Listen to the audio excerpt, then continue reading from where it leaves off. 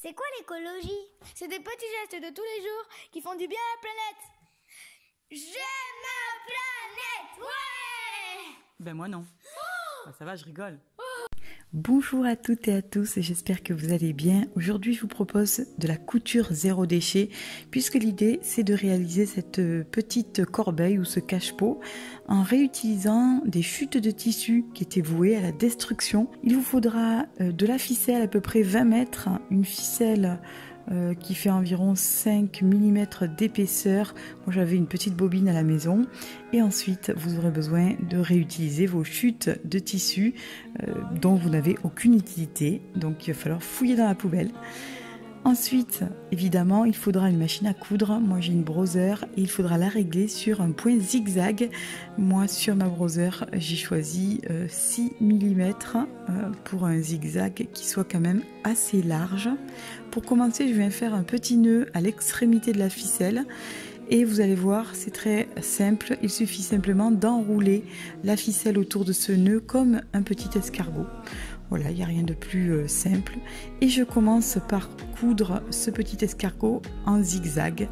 Alors au démarrage, c'est pas forcément évident parce qu'on va faire avec un tout petit escargot. Mais ensuite, vous allez voir, ça va très vite évoluer puisque l'idée, c'est forcément de continuer à entourer la corde en escargot pour former un petit rond.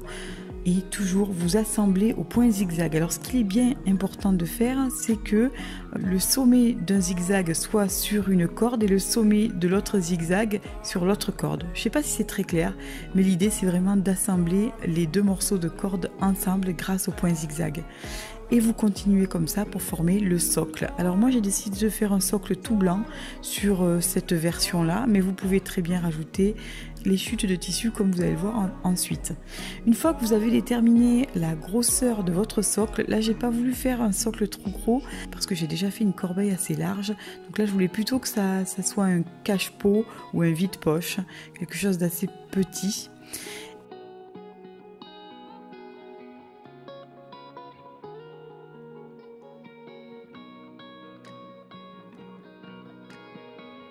Et vous le voyez, là j'incline doucement le socle et je continue à assembler la ficelle de sorte que les bords commencent à se relever et ça forme une espèce de petite coupelle.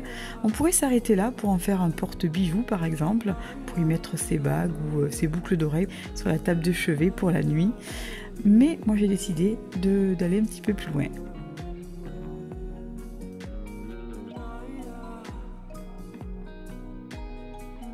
Alors, la technique pour réutiliser les chutes de tissu est simple. Il vous faudra des petites chutes. Alors moi, j'ai carrément découpé des petites bandelettes dans mes chutes de tissu. Et étape la plus longue et fastidieuse, il faut enrouler ces petites bandelettes de tissu autour de la ficelle. Alors, c'est pas très compliqué en soi, mais par contre, c'est vrai que c'est un petit peu long. Il faut être très patient. Et on continue à enrouler tout au long de la ficelle notre petite chute de tissu, ce qui permet de vider la poubelle et en plus de faire quelque chose de très joli. Et ensuite, eh bien, on continue à assembler comme d'habitude.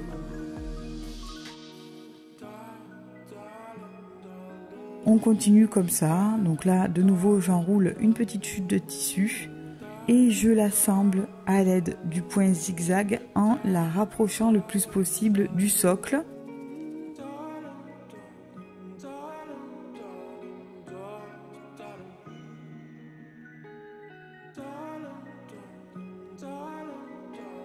Je fais évidemment un petit point d'arrêt et j'assemble tranquillement ce petit morceau de ficelle avec la chute de tissu entourée.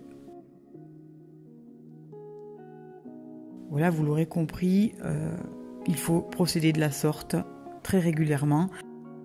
Soit vous pouvez décider d'entourer toute la ficelle de tissu, ce sera donc une corbeille très colorée. Mais moi j'ai pris le parti d'à la fois garder de la ficelle blanche et de contraster de temps en temps avec des morceaux de ficelle avec des chutes de tissu. Ça fait vraiment très joli, je trouve.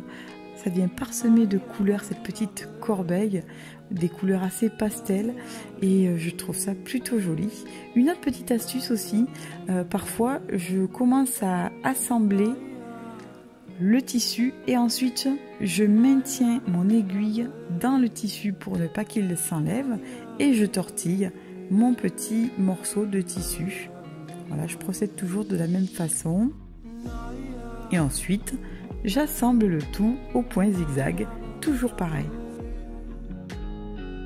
Et ainsi de suite, vous le voyez, au fur et à mesure, la petite corbeille commence à prendre forme.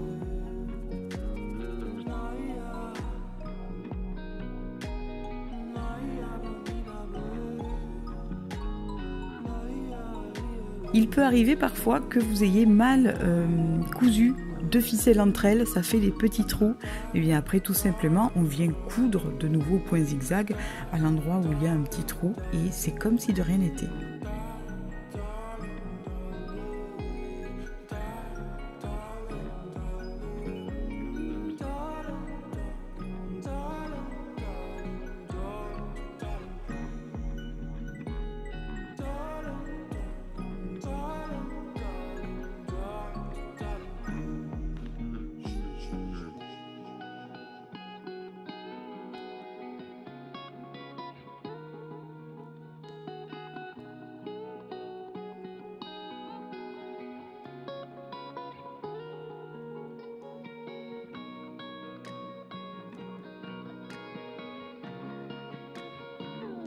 Pour terminer, alors moi j'ai décidé de finir avec de la ficelle blanche. Je coupe la ficelle avec une petite paire de ciseaux.